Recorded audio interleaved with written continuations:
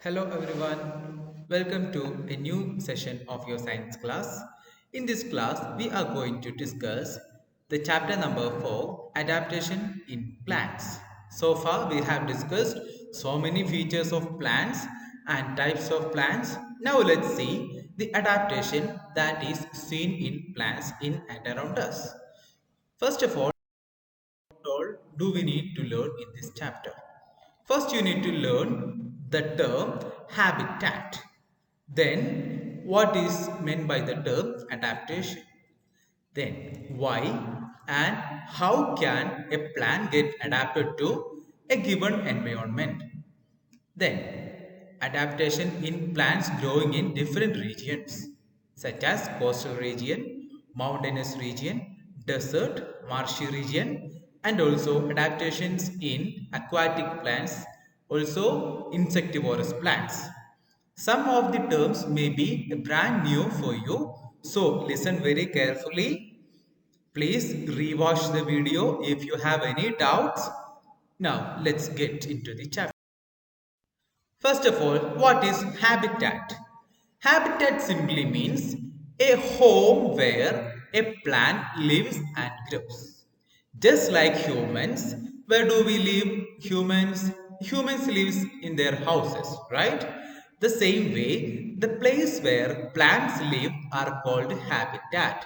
For example, we have seen paddy cultivation in the field, right? So, field is the habitat of a paddy. Then, we have seen lotus flower. Look at the picture over there. There is a lotus flower. We can see it. And now let's see what is the need for plants to get adapted. There are three main reasons that plants does adaptation or take adaptation. First one, for surviving in a particular climate. We will see this with an example of a tree that is growing in a mountainous region. What's the speciality of mountainous region? It will be always snowing. Now, when this snow gets into the leaves of the plants, the leaves may get damaged. So, somehow they will have to slide off this snow. That's why most of the trees will be like cone shape. Do you know cone shape? Yes, this is called cone shape. It will be just like this, right? Also, the leaves will be needle-like. That is, it will not catch or hold any snow. Then so now let's see some adaptations in plants growing in certain regions. First one, plants growing in coastal region. First of all, we will see what all environmental condition that plants in coastal regions will have to adjust, or what is the condition in coastal region. We know coastal region are mainly said the regions near to sea. Let's see what all conditions that plants living in that region will have to adjust. First one, it will be always salty winds and it will dry out the leaves. Also, the water present in sea and seashore will be salty. Also, the temperature will be so high. And there will be always strong winds that can even damage their leaves. Loose sandy soil that does not contain much nutrients because the soil nearby the coastal region or in coastal region will always get changed or when the water comes the soil will go and not much nutrients will be left. And let's see what all adaptations does the trees living in or growing in this coastal region will have to adapt. We are talking about coconut tree because coconut tree is one of the main trees or dominant trees seen in coastal region. First of all, leaves are thick and formed of long strips to tolerate strong winds. Have you seen the leaves of coconut trees? Is it flat? No, they are thick and formed of long strips. Is it like mango trees leaves? No. Is it like jackfruit trees leaves? No, they are different. They are long and thick. Why? To tolerate strong winds. If the leaves of coconut tree are like mango tree, then the leaves will fly away always. So, since it is long, it will tolerate winds. Then, leaves are waterproof and shiny. Even if we pour water into the leaves of coconut tree, it will slide off. That's one of the adaptation. Then, leaves, they have long roots to go deep into sandy soil. They will have big roots. Strong, flexible stem. Since the winds are always flowing, the stem should be strong. So, these are the adaptations in coconut tree. The adaptations of plants growing in mountainous region. Let's see what all are the conditions that they will have to suffer. Cold climate. It will be always cold, right? Then it will be always snow falling. Then, since it is mountainous region, it will be very close to sun. So direct sunlight will come. So the leaves can get damaged. Then, what about the soil? It will be poor in nutrients. No much nutrients will be there. Now let's see what are the adaptations that they makes. The plants grow tall and straight. Most of the plants in mountainous region, you can see the plants in zero. Most of them will be so high, right? All the pine trees will be so high. Generally cone shaped. It will be cone shaped. Just as we told in our example, it will be cone shaped to shed snow from their leaves and branches. Otherwise, the snow will stay there forever. See the shape of the trees in this picture. It is always like cone shape, right? Then they grow close together to trap warm air and water. As we told, it will be very cold. So to reduce the cold or increase the heat, all the plants will grow together. This can be made in another way. If we sit close, if 10 students sit very close, it will be hot, right? But what if all are staying in different places? It will be relatively cold. So plants grow very close. Then leaves of the plants are small needle-like to allow the snow to slide off. As we told in the first case, the snow in order to slide off the snow, their plants will be just needle-like. It will be very soft and it's very tiny.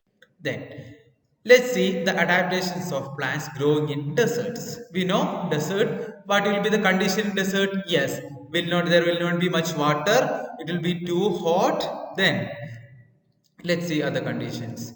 Less water as it hardly. Hardly means very rarely rains. Because in desert we cannot see always rain. Then hot climate. Of course the climate will be very hot. Then strong hot winds. Always there will be wind but not the wind that we feel right now. In zero we will get wind very cool but in deserts the wind will be very hot. Then sandy soil. The soil will be very sandy. It will not be firm. It will be always very loose sand. You know the condition of sand in desert, right? Look at the picture over here. Look at the sand. It will be very loose and sandy. Now, what are the adaptations of trees to survive in this condition?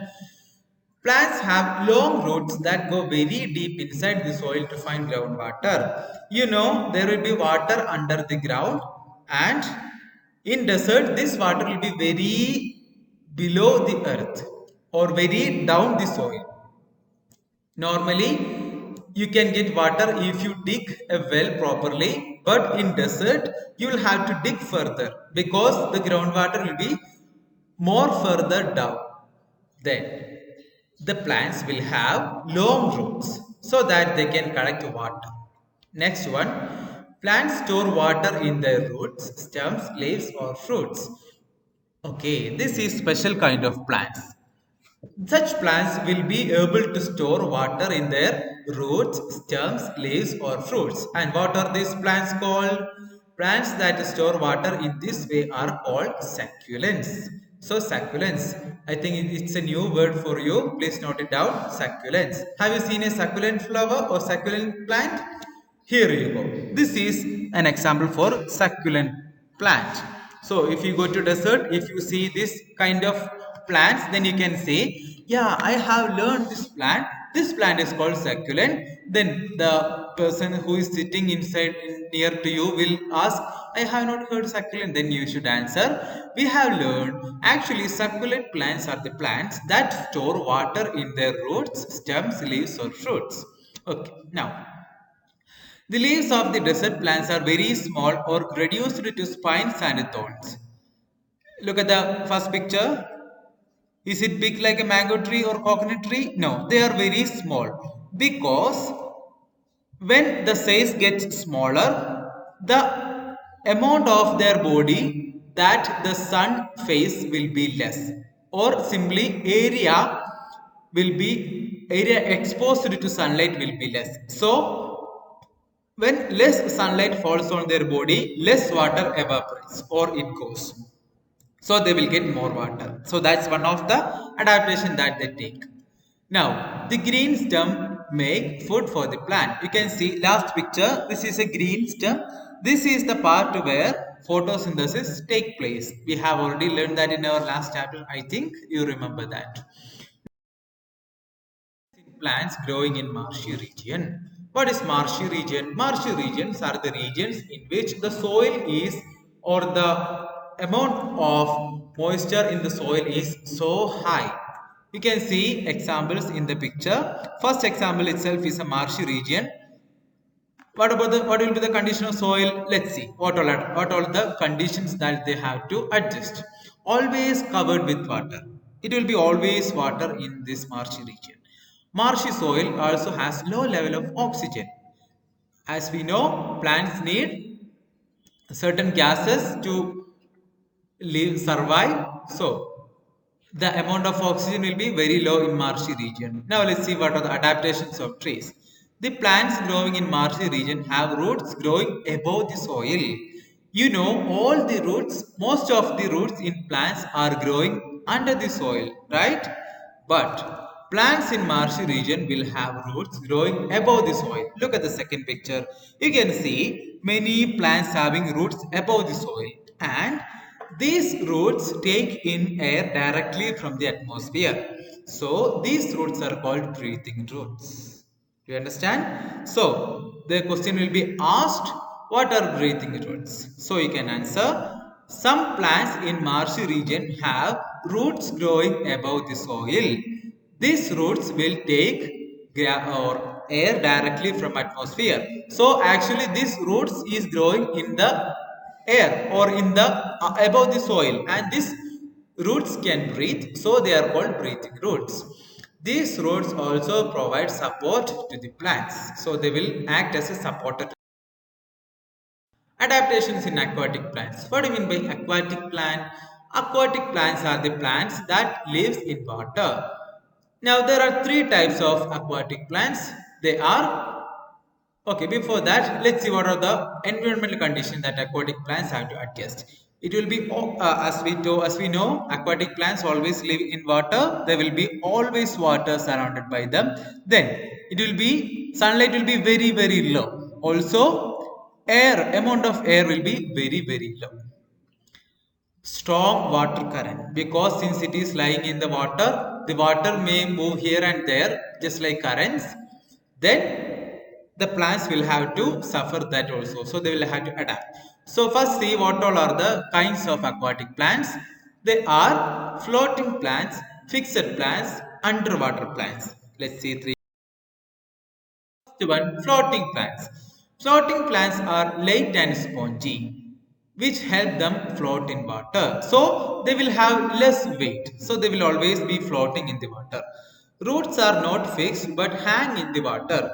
The roots will be always floating here and there. So these plants are mostly will not be fixed in a single place. It will move as the movement of the water. See the examples: hyacinth, duckweed. This is the hyacinth plant. Then, did you see the duckweed? Okay. Fixed plants. These plants have roots that are fixed to bottom of the water body. So this will have roots under the water. Now, what's the specialty of these plants? The plants have a long, hollow stem that reaches the surface of the water. So it will touch the surface of water. And what about their stem? They have long and hollow stem. And let's see the examples. Lotus, water lily. See the lotus plant. Look at the stem of the lotus plant. It's very long and it's tube-like or hollow, right? Same is the case of water lily also. Now, underwater plants. These plants will not be seen in the surface of water but below the water.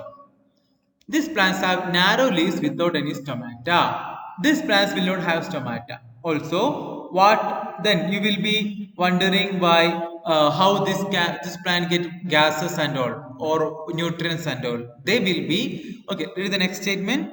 Water, nutrients, and gases are absorbed directly from water.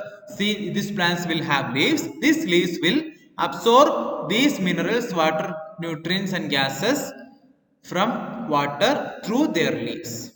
Examples are pondweed, tape grass. Don't confuse with duckweed and pondweed, both of them are different. Insectivorous plants. We have learned what are insectivorous plant in our first chapter. The plants that eat insects are called insectivorous plant. Let's see what are their adaptations. Actually, it is the leaves that is modified to have or to catch insects. You can see two types of insectivorous plants we have been discussing: Venus flytrap and pitcher plant. Now let's see Venus flytrap. Look at the picture. First we will see the picture. This is the first picture. It will be like this. Then when any look at the second picture is the one below the first one. When an insect comes near this plant, this will be slowly closing like a box. Then you can see third picture, an insect is trapped inside. Then suddenly the Venus flytrap will close its body like a box. Then what happens? Look at the fourth image. This insect will be trapped inside and this insect will be eaten by the Venus flytrap. Now let's read the statements. The leaves of a Venus flytrap are like boxes with hinges. Hinges means this part. This is part is called hinges, and it's like a box, right? Just like a pencil box. This Venus flytrap is trapping an insect, just like we put a pencil inside our box, and it will eat. But the box will not eat our pencil. Okay, second point. The edges of the leaves have long hair-like structure. Then, when an insect touches the hair-like structure, the leaf snaps like a box. It will close like a box. Then, the insect is trapped inside and eaten by the plant. Let's look at the second plant, pitcher plant. The leaves of the pitcher plant are shaped like a picture with a lid. Look at the picture. There will be it will be like a small long box with a lid over it. Then when an insect comes, it will go inside the picture and the lid will close and the insect will be trapped and insect will be eaten by the pitcher plant. Now the leaves are colorful and attractive. Why does insects, bees and butterflies go and sit there? Because it is very colorful. Look at the picture. Is not it colorful? Yes, they look like flowers and they attract insect. Insect will go and sit over there just thinking it is a flower and I will get honey from it. But what happens? These insects will be trapped. Now, the pitcher also has nectar in it to attract insects. It's also got nectar. Nectar means part a kind of honey. Then, as an insect goes inside the pitcher, the lid closes and the insect is trapped inside. Just like Venus flytrap, the insect will be trapped inside the pitcher and the lid will close and this pitcher plant will eat that insect or wet fly.